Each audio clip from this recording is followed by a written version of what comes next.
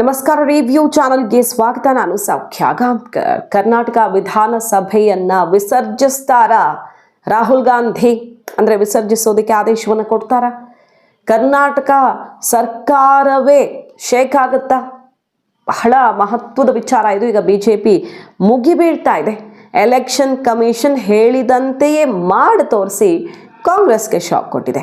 ಮತ್ತೊಂದು ಕಡೆ ಚುನಾವಣಾ ಆಯೋಗದ ಮುಖ್ಯಸ್ಥರ ವಿರುದ್ಧವೇ ವಾಗ್ದಂಡನೆಗೆ ಮುಂದಾಗಿರುವಂಥ ಕೈಕೂಟಕ್ಕೆ ಆಘಾತ ಎದುರಾಗಿದೆ.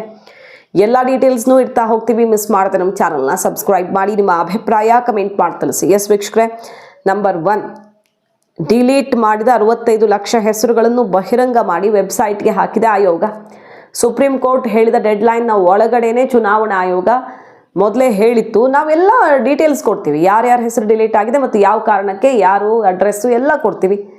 ನೀವೇನೇ ಆಕ್ಷೇಪ ಇದ್ದರೂ, ಏನೇ ಪ್ರಶ್ನೆಗಳಿದ್ರೂ, ಅಹವಾಲಿದ್ರೂ ಬರಬಹುದು, ಪ್ರಕಟಿಸ್ತೀವಿ. ಅದೇನು ಮುಚ್ಚುಮರೆ ಮಾಡ್ಕೊಂಡು ಮಾಡೋದಲ್ವಲ್ಲ ಅಂತ ಹೇಳಿತ್ತಲ್ವ ಕೋರ್ಟ್. ಅದನ್ನು ಪಬ್ಲಿಷ್ ಮಾಡಿ ಇಂತೆಷ್ಟು ಸಮಯದಲ್ಲಿ ಅಂತ ಹೇಳಿತ್ತು. ಅದರಂತೆ ಆ ಡೆಡ್ಲೈನ್ಗೂ ಮುನ್ನವೇ ಪಬ್ಲಿಷ್ ಮಾಡಿದೆ.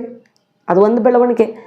ರಾಹುಲ್ ಗಾಂಧಿಯವರು ಹಾಗಾದರೆ ಕಾಂಗ್ರೆಸ್ ಸರ್ಕಾರವನ್ನು, ಅಲ್ಲಿನ ಅಸೆಂಬ್ಲಿಯನ್ನು ವಿಸರ್ಜಿಸ್ತಾರಾ ಅನ್ನುವಂಥ ವಿಚಾರ ಯಾಕೆ ಬಂತು, ಅದಕ್ಕೂ ಹೋಗೋಣ. ಅದಕ್ಕಿಂತ ಮುಂಚೆ ಚುನಾವಣಾ ಆಯೋಗದ ಅಪ್ಡೇಟ್ ಕೊಟ್ಬಿಡ್ತೀವಿ.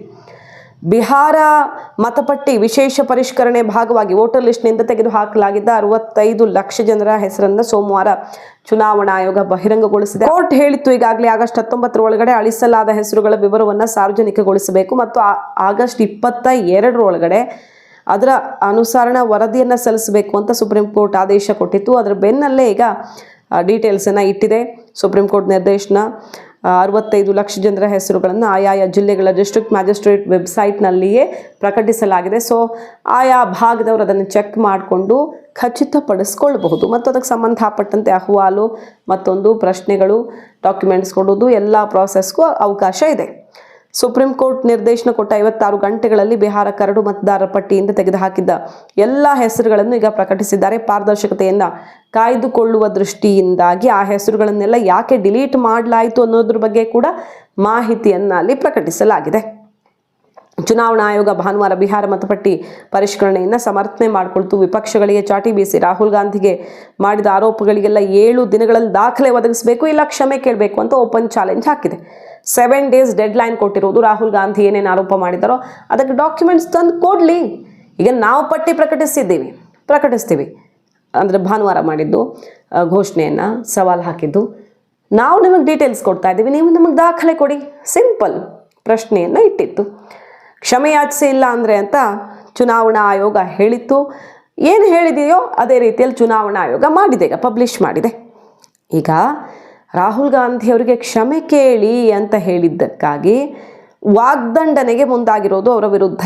ಚುನಾವಣಾ ಆಯೋಗ ಆಡಳಿತಾರೂಢ ಬಿಜೆಪಿ ಪರವಾಗಿದ್ದುಕೊಂಡು ಅವರ ಏಜೆಂಟ್ ರೀತಿಯಲ್ಲಿ ವರ್ತಿಸ್ತಾ ಇದೆ, ಭಾರಿ ಪ್ರಮಾಣದ ಮತಕಳತನ ನಡೆಸ್ತಾ ಇದೆ ಅಂತ ಕಾಂಗ್ರೆಸ್ ನಾಯಕ ರಾಹುಲ್ ಗಾಂಧಿ ನೇತೃತ್ವದಲ್ಲಿ INDI ಕೂಟ ಆರೋಪ ಮಾಡ್ತಾ ಇದೆಯಲ್ವ. ಇದರ ನಡುವೆ ಈಗ ಚುನಾವಣಾ ಆಯುಕ್ತ ಜ್ಞಾನೇಶ್ ಕುಮಾರ್ ವಿರುದ್ಧ ವಾಗ್ದಂಡನೆ ಪ್ರಕ್ರಿಯೆ ಶುರು ಮಾಡೋದಕ್ಕೆ ನಿರ್ಧಾರ ತಗೊಂಡಿದ್ದಾರೆ. ಸೋಮವಾರ ಸಂಸತ್ ಸಂಕೀರ್ಣದಲ್ಲಿ ಇಂಡಿಯಾ ಕೂಟ ಅಂದರೆ ಸದನ ನಾಯಕರ ಸಭೆಯಲ್ಲಿ ನಿರ್ಧಾರ ತಗೊಂಡಿರೋದು ಗೊತ್ತಾಗ್ತಿದೆ.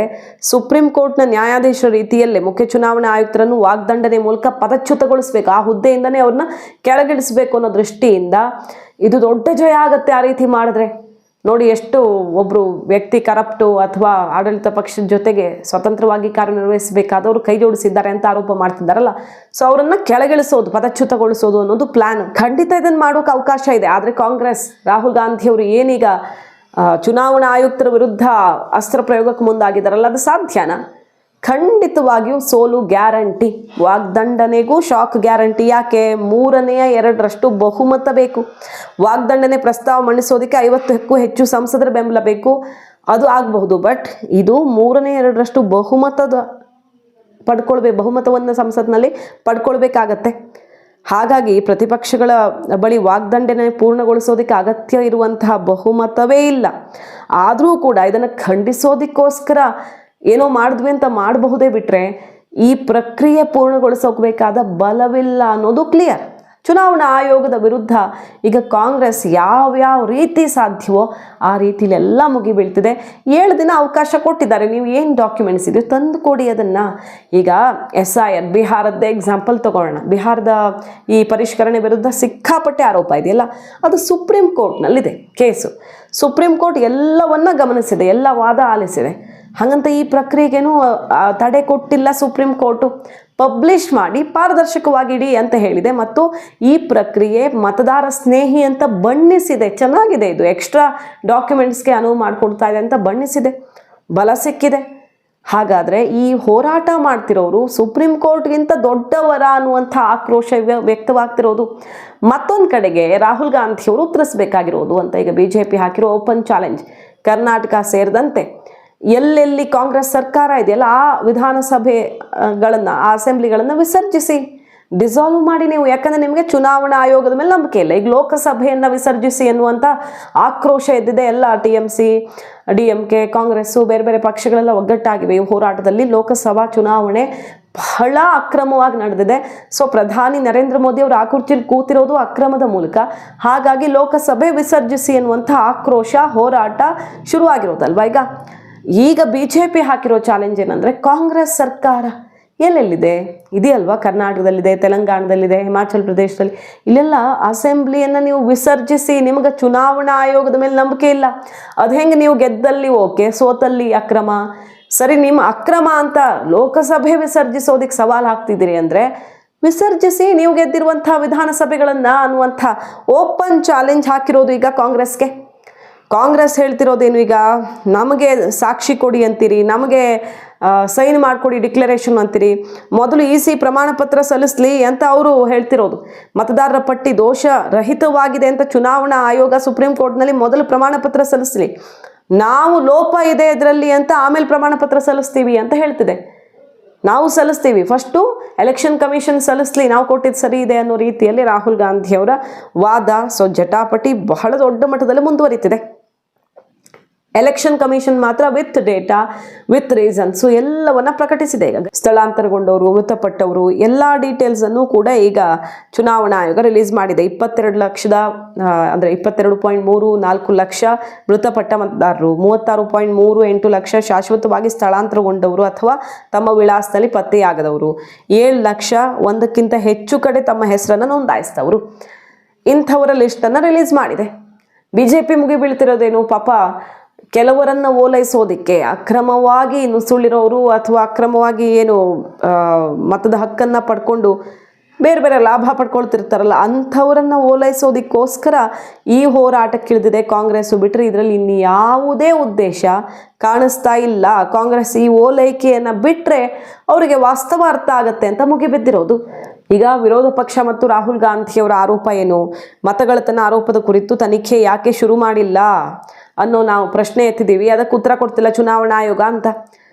ಎಲ್ಲ ಪ್ರಶ್ನೆಗಳಿಗೂ ಚುನಾವಣಾ ಆಯೋಗ ಪಾಯಿಂಟ್ ಬೈ ಪಾಯಿಂಟ್ ಉತ್ತರ ಕೊಟ್ಟರೂ ಕೂಡ ಅದನ್ನು ಕಾಂಗ್ರೆಸ್ ಅಕ್ಸೆಪ್ಟೇ ಮಾಡ್ಕೊಳ್ಳಲ್ಲ. ಯಾವುದನ್ನು ನಾವು ನೋಡಲ್ಲ, ಕೇಳಲ್ಲ ಅಂದರೆ ಇನ್ನೇನು ಇವ್ರಿಗೆ ನಂಬಿಕೆನೇ ಇಲ್ಲ ಅಂದಮೇಲೆ ಇವರು ಸರ್ಕಾರ ವಿಸರ್ಜಿಸಬೇಕಷ್ಟೇ, ಇವರ ಸರ್ಕಾರ ಇರೋ ಕಡೆ ಅಂತ BJP ಹೇಳ್ತಿರೋದು. ಬದುಕಿರೋರ್ನು ಸತ್ತಿದ್ದಾರೆ ಅಂತ ಹೇಳ್ತಿದ್ದಾರೆ ಅಂತ ಕಾಂಗ್ರೆಸ್ನ ಆರೋಪ. 2022ರ ಉತ್ತರ ಪ್ರದೇಶ ಚುನಾವಣೆಯಲ್ಲಿ ಅಖಿಲೇಶ್ ಯಾದವ್ ಅವರು ಸಮಾಜವಾದಿ ಪಕ್ಷದ ಹಲವು ಮತದಾರರನ್ನು ಅಳಿಸ ಹಾಕಿದ್ದಾರೆ ಅಂತ ಆರೋಪ ಮಾಡಿದ್ರು. ಅದಕ್ಕೆ ಸ್ಪಷ್ಟನೆ ನೀಡುವಂತೆ ಆಯೋಗ ಸೂಚಿಸಿತ್ತು. 18,000 ಅಫಿಡವಿಟ್ ಸಲ್ಲಿಸಿದ್ದಾರೆ, ಆದರೂ ಆಯೋಗ ಕ್ರಮ ಕೈಗೊಂಡಿಲ್ಲ ಅಂತ ಆರೋಪ ಮಾಡ್ತಿದ್ದಾರೆ. ವಲಸಿಗರ ಮತಕ್ಕಾಗಿ ಈ ರೀತಿ ಆರೋಪ ಮಾಡ್ತೀರಾ ನೀವು ಅಂತ BJP ಅವ್ರಿಗೆ ಕೌಂಟರ್ ಕೊಡ್ತಾ ಇದೆ. ಸದ್ಯಕ್ಕೀಗ ಆಡಳಿತ ಮತ್ತು ವಿಪಕ್ಷದ ನಡುವೆ ಪರಸ್ಪರ ಈ ವಿಸರ್ಜನೆಯ ಫೈಟ್. ಲೋಕಸಭೆ ವಿಸರ್ಜಿಸಿ, ನೀವು ಅಧಿಕಾರದಲ್ಲಿರೋ ವಿಧಾನಸಭೆಗಳನ್ನು ವಿಸರ್ಜಿಸಿ ಅನ್ನುವಂಥ ಆಕ್ರೋಶ ವ್ಯಕ್ತವಾಗಿದೆ.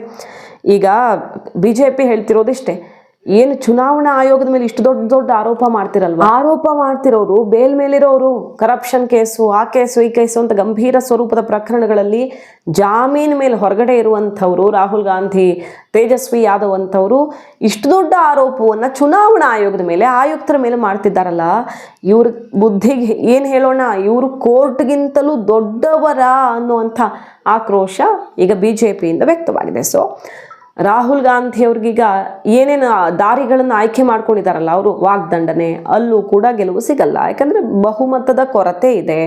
ಈ ಕಡೆ ಚುನಾವಣಾ ಆಯೋಗ ಕ್ಷಮೆ ಯಾಚಿಸೋದಕ್ಕೆ ಹೇಳಿದೆ, ಇಲ್ಲ 7 ದಿನದೊಳಗೆ ದಾಖಲೆ ಕೊಡಿ ಅಂತ ಹೇಳಿದೆ. ದಾಖಲೆ ಕೊಟ್ಟರೆ ಎಲ್ಲ ಕ್ಲಿಯರು, ಟೈಮ್ ಇನ್ನೂ ಕೊಟ್ಟಿರೋದು 7 ದಿನ ಅಂತ ಎಲ್ಲ ಡೇಟಾ ಜನಸಾಮಾನ್ಯರಿಗೆ ಕಣ್ಣಿಗೆ ಕಾಣೋ ರೀತಿಯಲ್ಲಿ ಪ್ರಕಟಿಸಿದ್ದಾರೆ ಮತ್ತು ಸುಪ್ರೀಂ ಕೋರ್ಟೇ ಇದನ್ನು ಮಾನಿಟರ್ ಮಾಡ್ತಿದೆ. ಇದರ ನಡುವೆ ಪ್ರತಿಪಕ್ಷಗಳು ಮಾತ್ರ ತಮ್ಮ ಪಟ್ಟನ್ನು ಸಡಿಲಿಸ್ತಿಲ್ಲ. ಕಾದು ನೋಡಬೇಕಾಗಿದೆ. ಮಾಹಿತಿ ನಿಮ್ಗೆ ಇಷ್ಟ ಆಗಿದ್ರೆ ಮಿಸ್ ಮಾಡದೆ ನಮ್ಮ ಚಾನಲ್ನ ಸಬ್ಸ್ಕ್ರೈಬ್ ಮಾಡಿ. ನಿಮ್ಮ ಅಭಿಪ್ರಾಯ ಕಮೆಂಟ್ ಮಾಡಿ ತಿಳಿಸಿ. Thank you.